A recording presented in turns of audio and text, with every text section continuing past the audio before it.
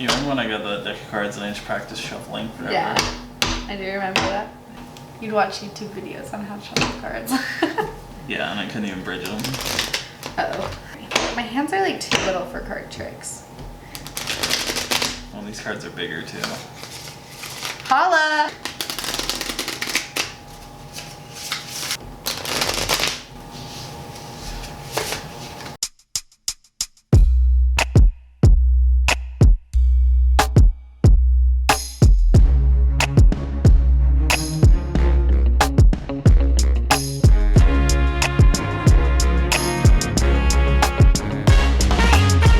Hey guys, welcome to Don't Be Bored. Tyler and I wanted to start this video series. Yeah, we wanted to start it off right. Yeah, with Lost Cities. This is one of our favorite games. It's one of the very first games that we had in our collection, and it is a game that we are still constantly pulling for. This is Lost Cities, the original card game made by Cosmos. It is a 2-player only game. Says that it's from ages 10 and up, and the playtime is about 30 minutes. However, Tyler and I have found that instead of playing 3 rounds, you can play just a single round, and that usually only takes about 10 minutes. The box includes this game board and this deck of cards, which makes this game awesome for on the go. We introduced this game to my brother and sister-in-law, Tyler's brother, and I know they take this game camping with them to play because it's just so easy and so you can travel with it so well as well. So this game, I mean, it's probably the only game in our collection that has any signs of wear on the cards because Tyler is very particular about shuffling and how the cards are being, what's the word? Yeah, I don't like to get everything all screwed up. Yeah. So, but this game has been played so much that our cards even show signs of wear and love, which that doesn't happen very often. Yeah, no, it's a really good sign because this game's very simple. Essentially, on your turn, you either play a card and you draw a card, and that makes up the entirety of your turn. But it comes out. It's very fast to play.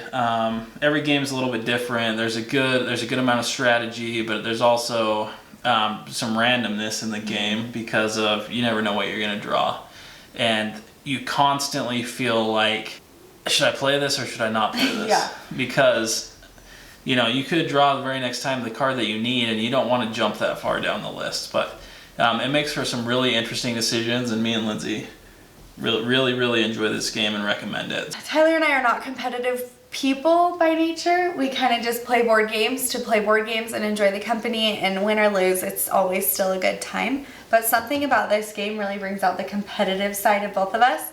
And I'm not sure if there's a handshake aspect where you can essentially double down and try to double your points, but if you don't, you end up losing double, but you just feel like you can constantly hit them where it hurts.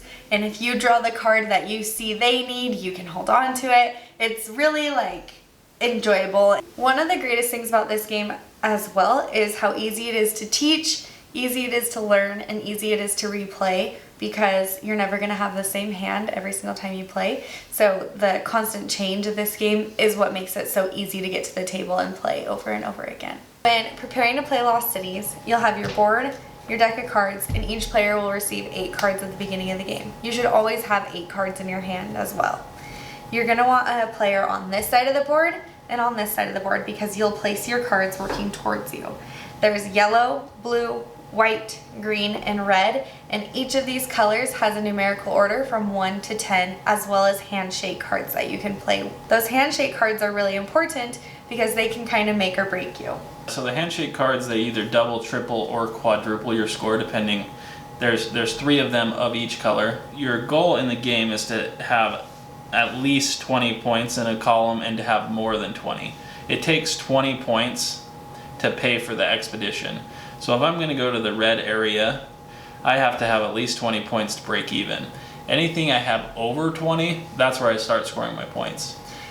Anything I have under 20, I lose points. You want to lay your cards down as close to sequential order as they need to be in sequential order, but as close together as possible so that you can acquire those points. The points are given by adding the numbers of cards that you've laid down. So if you've laid down a 2, a 4, and a 10, on your yellow pile, you have 16 points. So you're -4 on that column and you've lost 4 points because you were not able to pay for that yellow expedition. Sometimes it's better to play a lot of expeditions and try to just get barely over 20. And sometimes it's better to try to hold on to your cards and play as many 1 through 10 on one color as you can. It's kind of up to you how you want to play and how your opponent sees you playing, if they want to hold on to the color and number that they know you need. Yeah, so Lost City is the card game. It's one of mine and Lindsay's favorite 2-player card games that we can sit down and play together at night. It's the shortness of the game makes it refreshing. It's not very complicated. It's very easy to learn, and we really enjoy it. And if you're in the market for more 2-player games, if you don't have it already, we would recommend that you definitely check it out.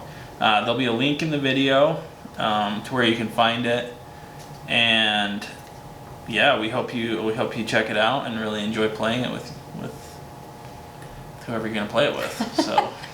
Comment below, tell us if you've played Lost Cities, tell us if you're planning on purchasing Lost Cities, or if you've purchased it and now played it because of us talking about it. We would love to hear your experience and your feedback with Lost Cities.